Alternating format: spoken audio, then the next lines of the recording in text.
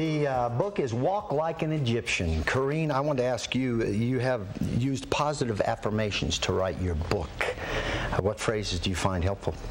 Well, when I first sat down to write, I was having a lot of trouble with writer's block, and my friend, who was the hypnotherapist, said, "What is it that's giving you trouble?" And I said, "I don't believe that I can write a full-length book." And so that was one of the things she gave me. It's an easy task for me to write a full-length novel, and also writing is fun and easy. But my favorite one was, "I am a writing machine."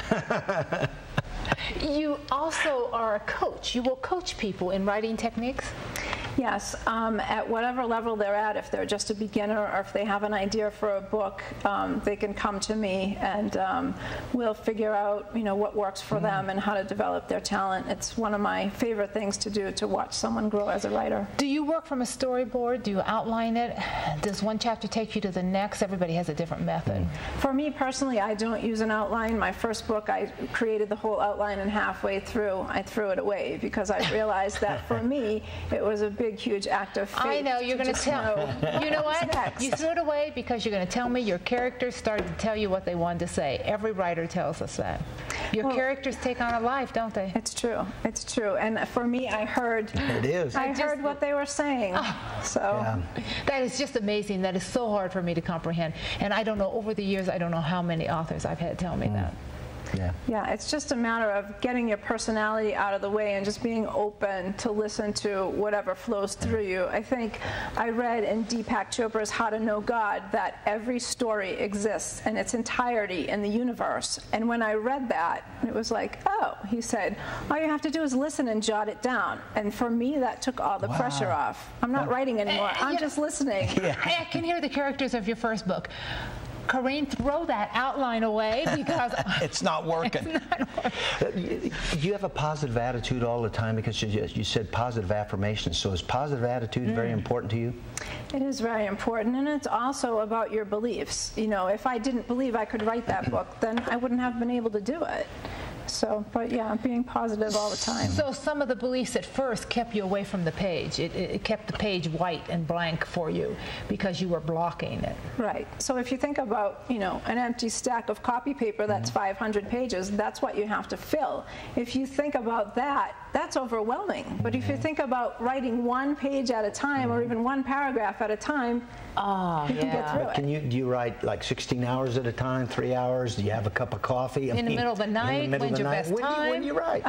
Every book is different. For me, that book, they told me specifically I needed to sit in the Arizona sunshine and let the words flow through me. And that's what I did. And I actually wrote it into a notebook, and then I typed it into the computer the next day. How long did it take you? 9 months. What do you mean, walk like an Egyptian? Obviously, we know that you mean walk the path. But how do you walk the path of an Egyptian? It's all about, again, the power of your beliefs and listening to your intuition, and just being able... Is this innate in many Egyptian people? I really can't say. I just know that this is what came to me for the writing of the book. And for me, it's also the way I live my life. I try to really listen to, what's going on, and even if it's not a comfortable thing to do. Have you substantiated some of these beliefs and thoughts with have you interviewed Egyptians? I have not. Okay. I mean, I don't pretend to be an expert in Egyptian culture, but I think I have an idea what makes a good story, and that's really where that came from. So have you have affirmations for your next book yet? My next book is going to be called New Moon on Monday, One Woman's Journey from Fear to Love, and it's going to be about how I got to Sedona and what happened once I arrived. Did you arrive on a new moon or a full moon? Oh, we're really getting eerie now. I just arrived at the base of Bell Rock, and I didn't want to leave. Moon or no moon, huh? And again, how can we obtain your book, and where? The book is available from my website, CasazzaWriting.com. It's also available from Barnes & Noble and Amazon.com. Terrific. Excellent. You're a great interview. Thank you. Thank you so very much. All the best. Yes. When we come back, what is it about those phone message machines and the answering service, all of that just drives you crazy? I know what drives me crazy. Chris Prickett is going to share that with us back after this.